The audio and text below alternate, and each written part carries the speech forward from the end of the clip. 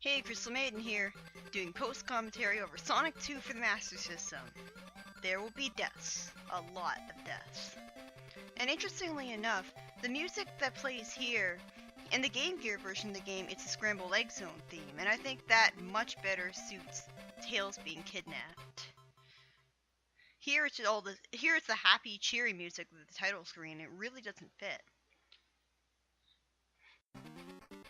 The Master System version of this game that I own for the Wii Virtual Console, I have this game because I got my Wii used. I actually personally bought the Master System version of the other 8-bit Sonic games. This one I got used. And this game is pretty hard, but I feel like it's a fun challenge. Although, just like Sonic 1 for the Master System, it still has that annoying problem where you can't see what's below you when you jump because the camera moves up when you jump. Again, why is that a good idea? The classic Sonic games never did that.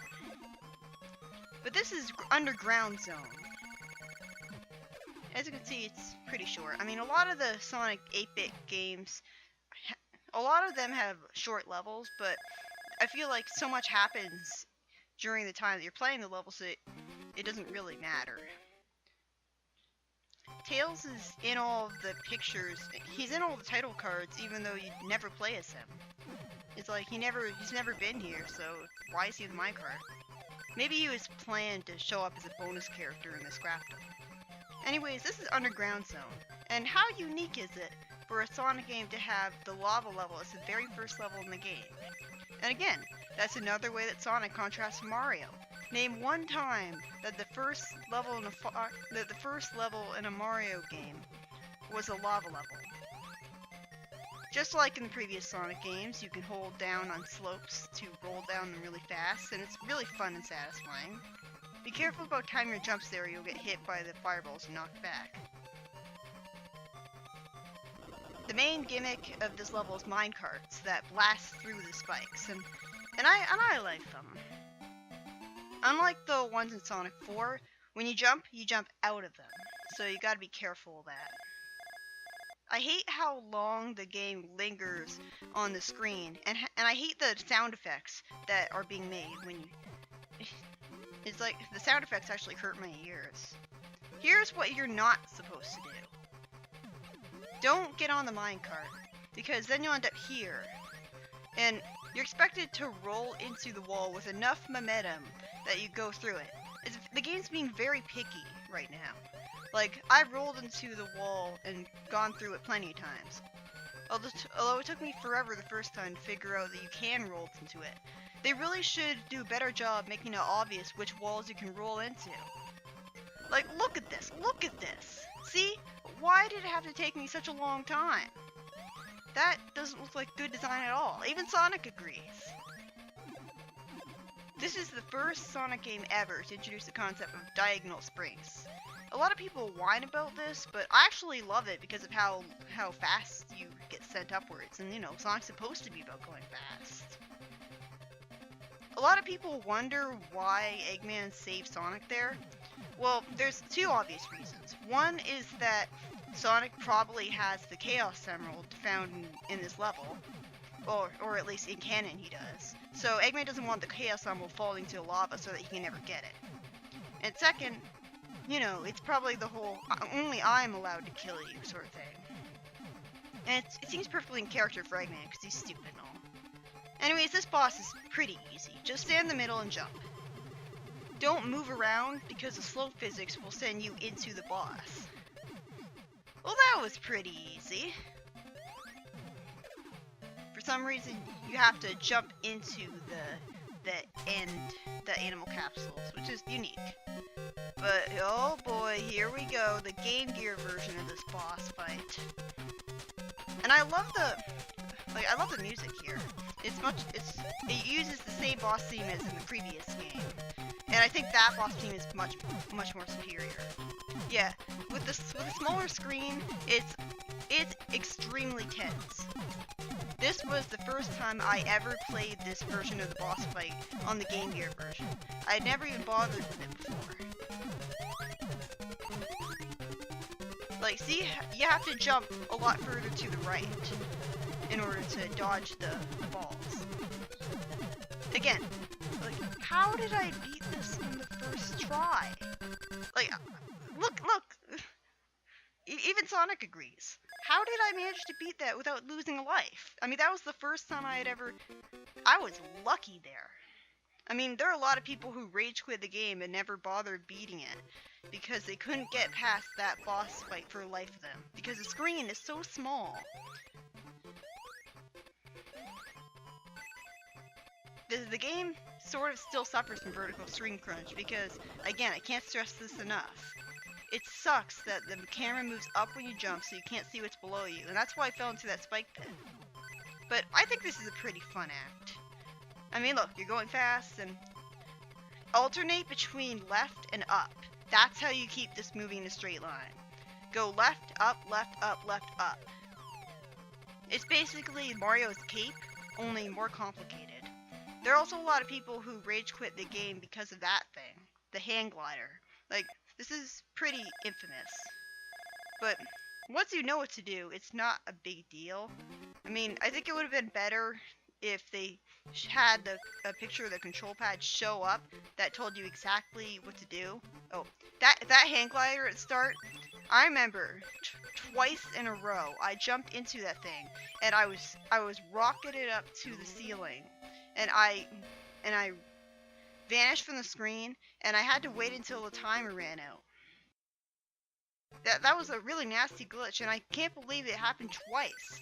And I tried to record it on camera, but I couldn't get it to happen for some reason.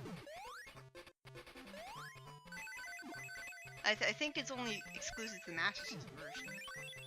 Like, this is a pretty unique level. Like, I love the aesthetic of it's windy and it's a rainy thunderstorm.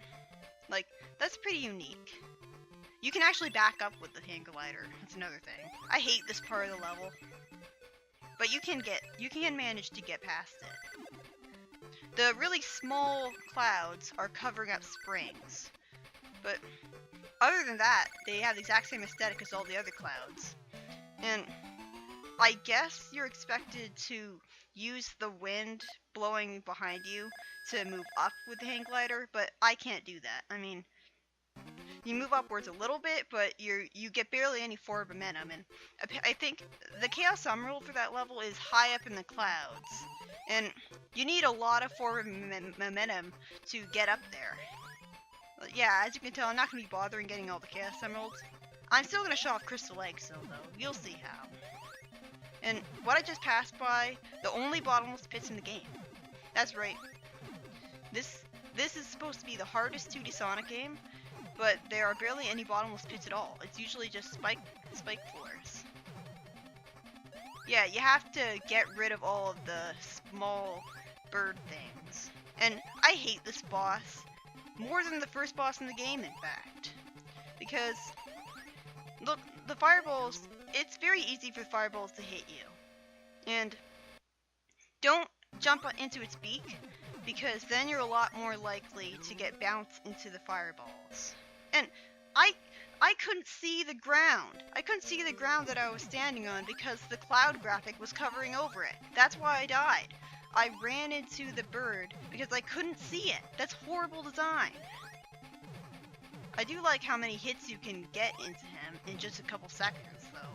I mean, that's at least good. A lot of Sonic games have bosses that only let you attack it once, and then you have to wait a really long time to attack it again, Sonic Rush. But yeah, I hate that boss. I really, really hate that boss. Made Sonic play his idle animation again out of frustration. Yeah, a lot of people do that. They make the character they're controlling try to express their emotions. A player tick, if you will. Aqua Lake Zone. Well, Act 1 isn't so bad. It's pretty fun and satisfying, actually. Roll here, tap A. Repeatedly tap the A button. And you can do the water bounce. It's weird how, like, these loops are weird. Why can't I just run up it? Oh, but now I can run up it.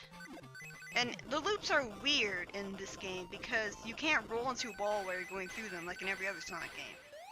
Yeah, just repeatedly tap the A button, you'll bounce along the surface of the water. Jump here and there's an extra life. Not really sure how you're supposed to know that since it's hidden behind the... Don't hit that spring, whatever you do. It sends you into spikes. And you don't want to get hit by that rising arrow either. It'll send you into spikes. And you do not want to be sent into spikes in this game. Like, I remember once I died almost right next to the goalpost. And don't you just hate it when that happens? Oh boy, Aqua Lake Zone Act 2. This is one of my least favorite levels in the game. And you're gonna see exactly why. This is also the first technical appearance of the tubes that you'll see in Scramble Lake Zone. Hold right there and you'll go forwards. Otherwise, you'll just get shot right back down. At least there's plenty of air bubbles, so you never actually have a danger of drowning here. But first of all, okay, again, the screen moves up when you jump so you can't see what's below you, even in the Master System version. Sure, there's no horizontal screen crunch, but there's still vertical screen crunch. And second, this is the bubble. One of the worst gimmicks in Sonic history. Why? Because if you so much as tap anything when you're in the bubble, it pops and you fall. You can hold down when you're in it to slow down how much it rises.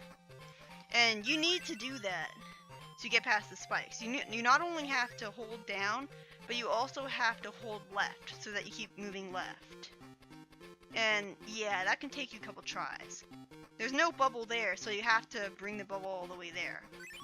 If you so much as tap a wall or ceiling, the bubble pops. And I hate how I just got brought into that crab. I just fell into that crab because the bubble popped above it. That's dickish enemy placement.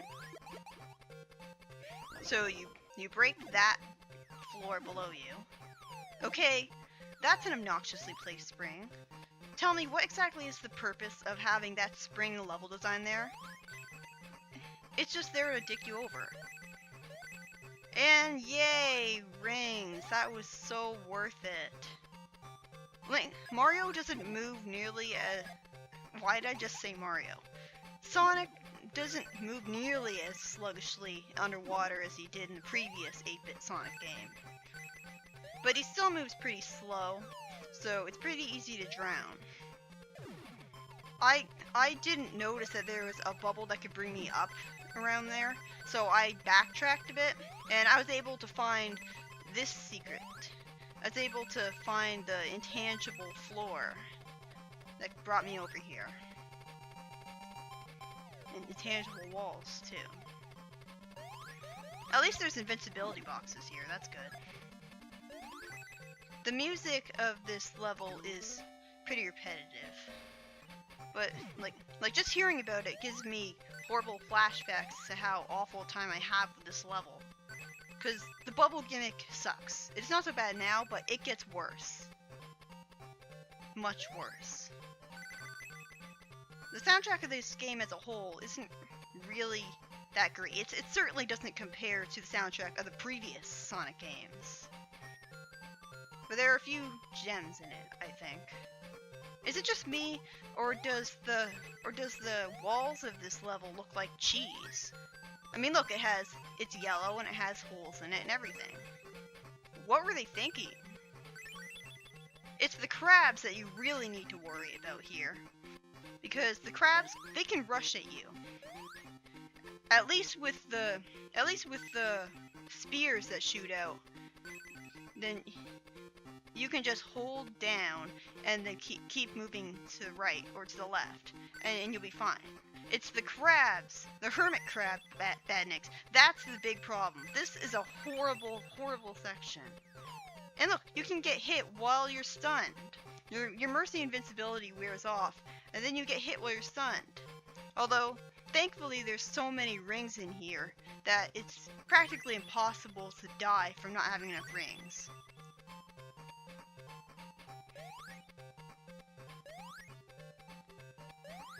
You only lose one ring when you get hit in this game. You never... Well, you have to have a really large amount of rings to start losing multiple rings at once. think the ring physics were slightly changed between this and Sonic 1 8-bit. But yeah, this section is horrible. And right after you had to suffer through all that, you have to avoid getting hit by spikes that you have no way of knowing were coming. And then you have to go through that and get over here.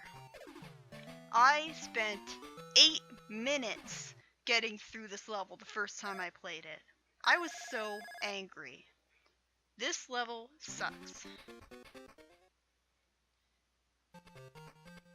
But now we're in Act 3.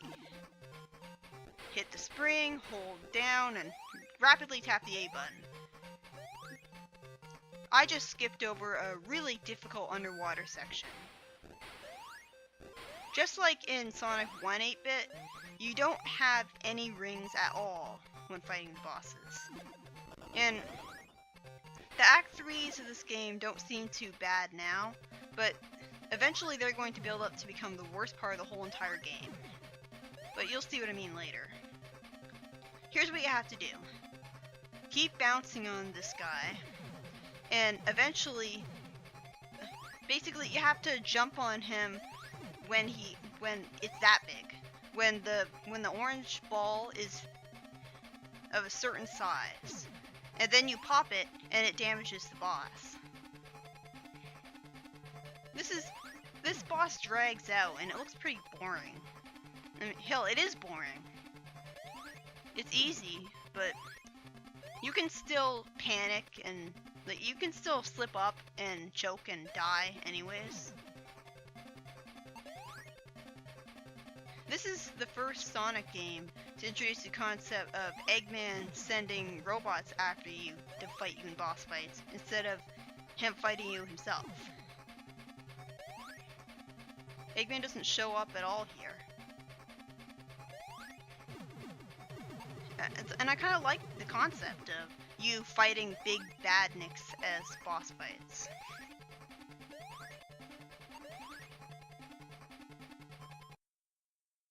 I like the mushrooms in the back, whatever they're supposed to be.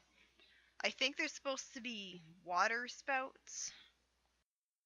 This level has a good aesthetic, or at least Act 1 and Act 3 do anyways. I'll see you later.